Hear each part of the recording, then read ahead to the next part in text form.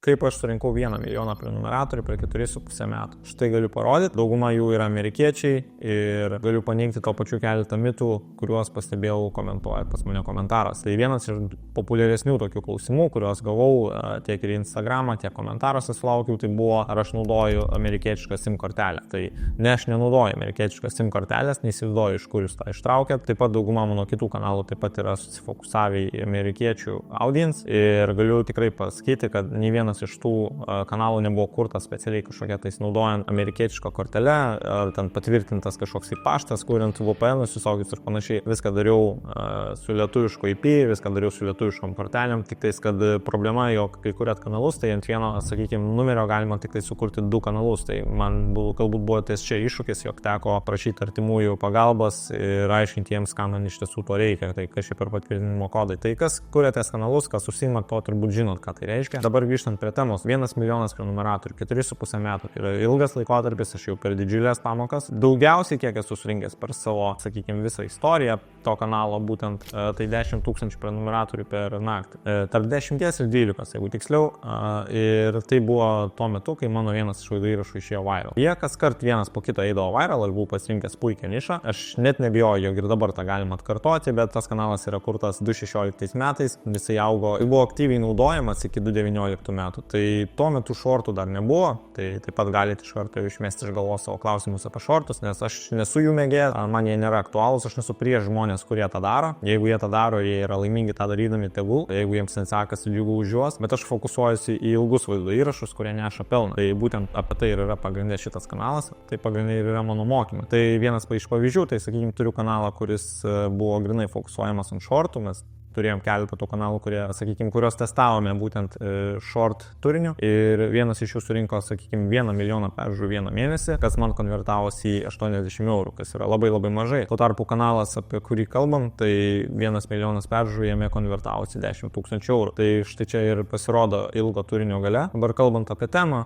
tai tuo metu ta tema, kurią aš kėliau, sakykime, tą kanalą, buvo susijusi su komedi žanru, tai buvo prankai, tai buvo compilationai, tai buvo grinai kaip ir dauguma žmonių anksčiau darydavo, tai tiesiog tupai sumesdavo daugumą vaizdo įrašų į vieną, sakykime, kompiliaciją, ją sumontuodavo, paleisdavo ir ką aš tik darydavau, tai sakykime, galbūt vietomis uždėdavau kažkokį tais introductioną, galbūt kažkur užlipdydavau kokį nors tai watermarką ir panašiai. Tai čia buvo visas mano montažas ir tiesiog sukapodavau vaizdo įrašus ir juos keldavau. Pagrindinė strategija tai būdavo grinai SEO, tai pavadinimai, hashtagai, aprašymas, grinai fokusuotis į vaizdo įrašus, kurie auga. Aš jeigu, tarkim, matydavau, kad kažkas panaudodavo naują frazę, sakykime, tuo metu labai populiarūs buvo Gold Digger prankai, kai tuo metu mano kanalas pradėjo augti. Ir viena iš tuo metinių viral idėjų buvo she's not a gold digger, tai kažkas priešingo, sakykime, tai jinai nėra gold digger. Tai šitas vaizdo įrašas ir buvo vienas iš tokių populiaresnių, kuris, sakykime, uždirbo labai daug pinigų bei surinko labai daug peržiūrų. Ir būtent tos vaizdo įrašus žiūrėdavo grinai amerikiečių auditorija. Tai man tas buvo labai į naudą, nes šiuo metu, sakykime, aš tą kanalą bandau atgaivinti, man visai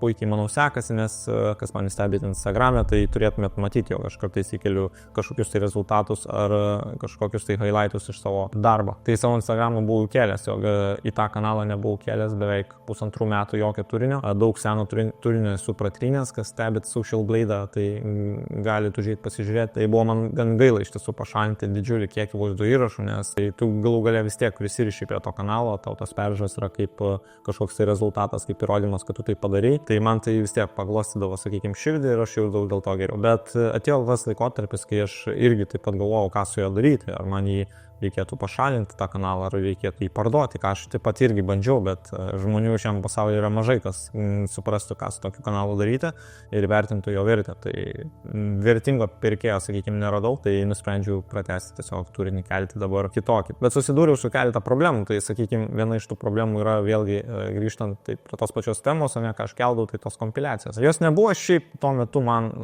labai kažkokios kvailos kompiliacijos. Aš iš kiekvieno kūrėjo, su kuriuo, sakykime, bendradarbiaudavau, kurio turinį keldavau, tai nebuvo lempiniai kūrėjai, sakykime, kurios tiesiog pagal temą populiarią suradau internete ir jų vaizdo įrašą paugdamas keldavau. Tuo metu turėjau daug prenumeratorių ir paprasčiausiai aš rašydavau visiems kūrėjams, prašydamas jų leidimo, kad kelt. Kai kurie iš jų sakydavo, jog tu gali kelt, aš tavęs nepulsiu, tu gali daryti kompiliacijas, bet aš mainais pasiimsiu pinigus. Aš su to sutikdavau, bet būdavo ir kūrėjų, kurie būdavo mažesni už mane ir jie, sakykime, tuo metu dar iš vis buvo tik pradėję kurti turinį ir aš jau tuo metu pamačiau, kad jie daro tą gerą turinį. Tai mes su visais šitais kuriais susirašydom sutartis, tai visi šie kuriai man leisdavo kurti turinį. Kai kurie po kažkiek laiko išeidavo, sakykime, tas pats Top Notch Idiots, jisai surinkęs milijoną prenumeratorių nusprendė, kad mes jam esame nebereikalingi ir mano vaizdo įrašai yra jam tik tais problema, nes, sakykime, vogiu iš jo auditoriją ir aš surinku daugiau peržiūrų negu jisai, kas jam, reiškia, kėlė pavydą. Šis verslo modelis ilgai netruko, tai galų gale tas kanalas buvo demonetizuotas, nes kompiliacijų kelt šiuo metu yra nelabai legalu, kas mane ir privedė prie to, jog turėjau keisti turinį,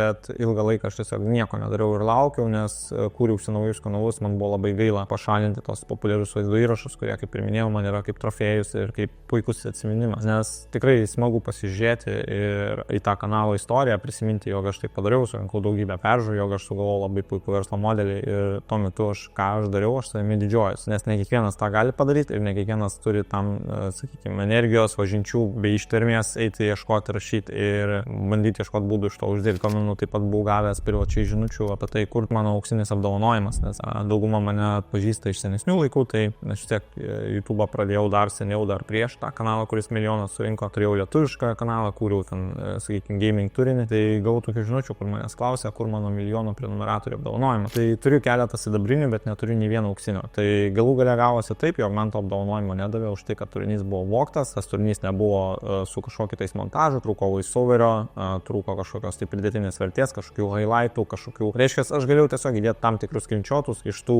kompiliacijų, sukur, sakykime, kažkokią tais istoriją ir jau tas vaizdo įrašas būtų tinkamas, sakykime, tiek monetizuoti šiais laikais, tiek už jį gauti kažkokį tais apdovanojimą. Bet kadangi tuo metu aš nemaniau, kad galėčiau kažkada ateityje susidurti su tomis problemomis, tai aš apie tai negalvodavau.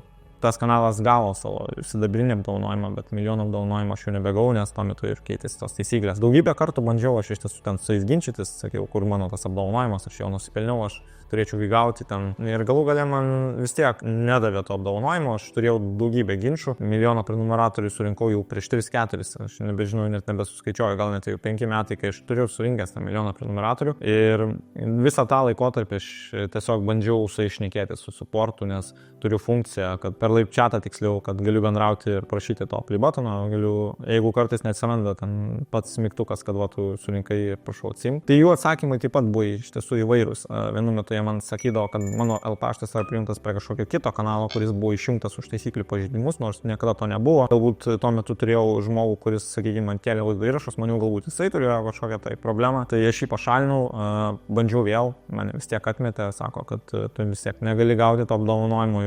Prisimenu, buvo visiškai kita priežastis, ten, man atrodo, atsakė, jog mano tiesiog kanalas yra su netikru, neoriginaliu turiniu, bandyk vėl ten. Rašyti supportui buvo galima tik tais kas 3 mėnesius, tai įsivaizduokit, aš turiu vieną pokalbį, kuris trunka 5 minutės ir jeigu jie man atmeta, aš turiu vėl po 3 mėnesių tik tais galimybę su jais kontaktuoti ir to prašyti. Aš galiu susisiekti su jais kitais klausimais, bet jeigu aš susisiekiu dėl to klausimo, jau mato, kad buvo atidarytas keisas ten prieš kažkiek tų dienų ir jie gali man tiesiog atsisakyti padėti. Tai būtent tas man labai ir iš tiesų prailgino visą šį laikotarpį, dėl ko aš negalėjau jo gauti. Aš dabar pradėjau kelti šiek tiek originalesnį turinį, su voiceoveriu, su detalėm, su highlightais, sakykime. Pasirinkau vieną puikią nišą šiam kanalui ir tikiuosi, kad jisai monetizuosis ir bus sėkmingas, kad jisai uždirbs normalius didelius pinigus, reiškia, atpirksi visą tą laukimą ir galbūt gausiu taip pat ir tą savo milijono prenumeratorių apdovanojimą. Bet taip pat teks ir paaukoti. Tarkim, jeigu aš jį norėsiu monetizuoti, man teks ištrinti visus vaizdo įrašus, kuriuos buvau kėlęs prieš tai, nes kai vėl prašaisi būti monetizuojamas, jie patikrina tavo populiariausius vaizdo įrašus ir naujausius. Tai jie nežiūri, kas yra per vidurį. Ir mano populiariausias vaizdo įrašas ir yra viena iš tų kompiliacijų, kelta ten prieš, sakykime, 4-5 metus. Tai kol kas dar nežinau, koks yra geriausias būdas apeliuoti, bet tikėtina, kad man teks arba visus tos vaizdo įrašus ištrinti, arba juos padaryti privačiai. Tas tikrai man bus liūdna, nes tie rezultatai yra man didingi ir ten tos peržiūros jos tikrai nemanau, kad dar kažkada tokiais kiekiais rinksis, nebent ant shortų, nes dabar yra visiškai kiti laikai. Naujas CEO, naujas taisyklės, nauji algoritmai, naujos funkcijos, nauji atnaujinimai, shortai, community, laivai. Prieš tai to nebūdavo, arba jeigu ir būdavo, tai nebūdavo tos, sakykime, naujovės pilnai išvystytos. Tai va, čia vaizdo įrašai būtų tiek, linksmų švenčių ir iki.